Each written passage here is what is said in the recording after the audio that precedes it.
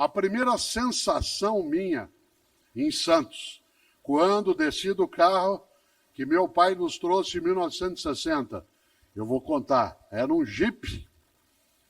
A gente veio de Londrina até Santos de Jeep, parando várias vezes na estrada para fazer piquenique. Não havia tantos postos de gasolina que tinham serviço, no máximo a gente conseguia ir ao banheiro e olhe lá. Né? E o banheiro, para quem se lembra que tem mais idade, era um lugar fechado, a porta, com uma chave imensa pendurada numa coisa de madeira, né? Que você, quando entrava, queria sair logo. Por isso, era veloz o uso. E é claro, eu quando entrei aqui, né, no mar, depois eu fiquei brincando na areia, o que mais me chamou a atenção, eu me lembro disso, que eu tinha 6 anos, já a memória já começa a guardar, era como a areia esvaía no meio dos dedos. Eu punha areia, eu tentava segurar um pouco da areia e da água, e ela passava. Essa, para mim, talvez a imagem mais nítida, né, em relação à necessidade de nós termos propósito no que fazemos, à medida em que a vida não pode se esvair desse modo. Ela passa. Nós somos, sim, pessoas que não temos a imortalidade, mas enquanto cá estivermos, é claro, a importância maior é que aquilo que a gente faça tenha propósito.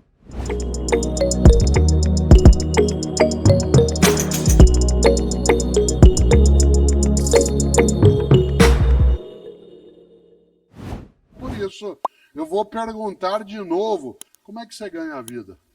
Trazendo aí de novo, Marcos, capítulo 8.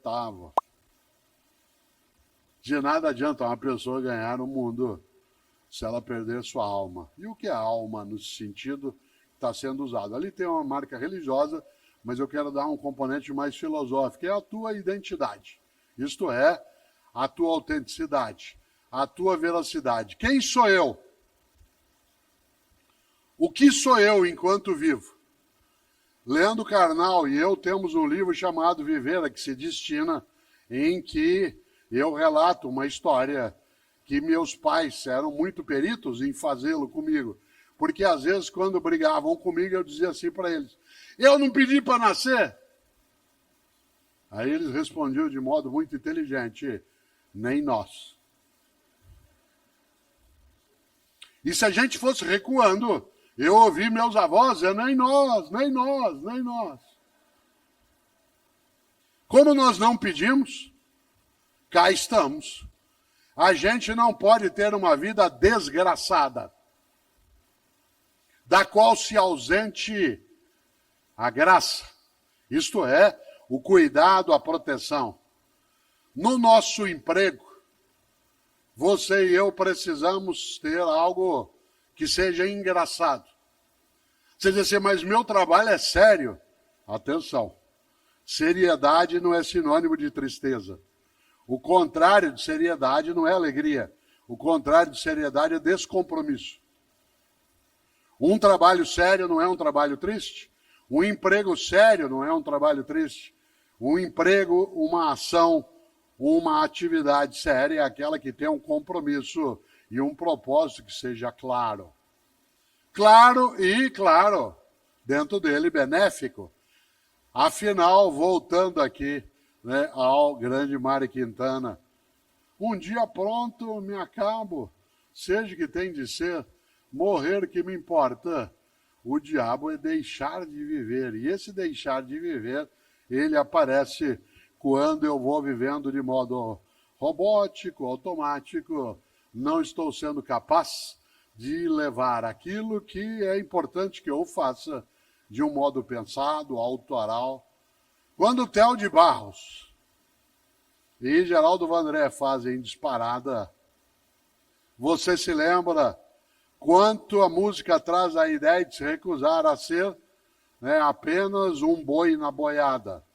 E isso não é apenas para se destacar. Não é assim, na boiada já fui boi e eu não quero mais ser porque eu quero ser mais do que boi. Não, eu não quero ser apenas boi. Eu não quero ser apenas alguém que faça algo que tem sentido.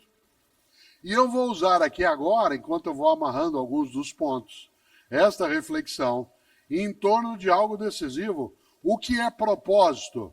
É o que dá sentido à tua vida. E uso aqui a expressão sentido em duas acepções.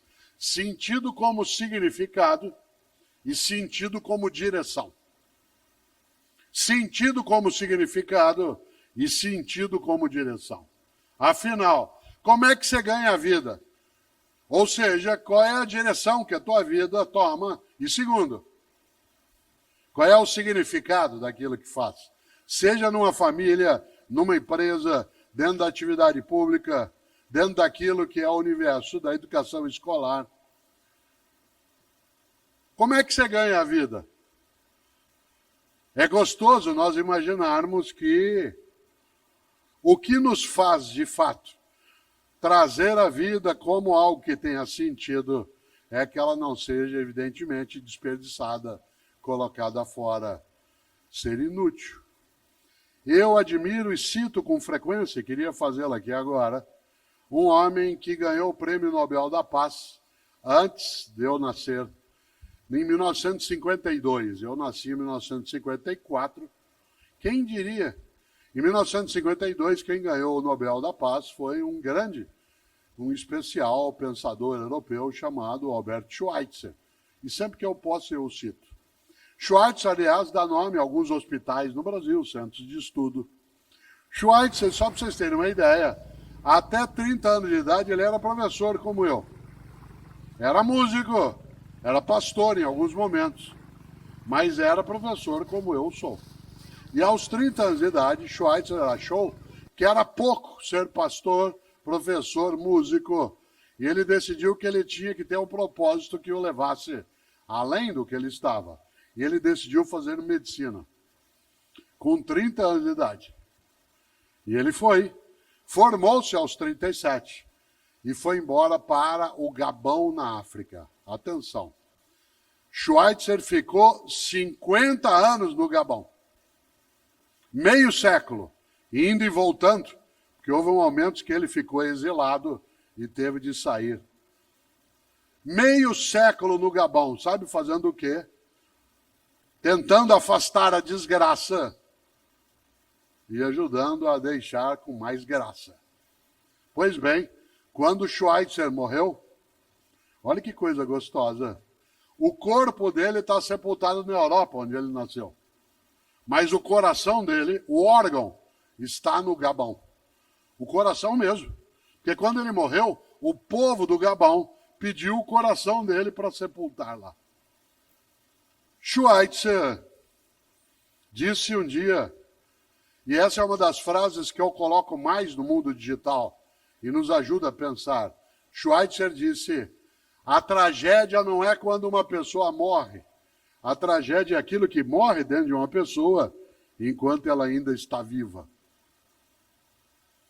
Olha só, a tragédia não é quando uma pessoa morre.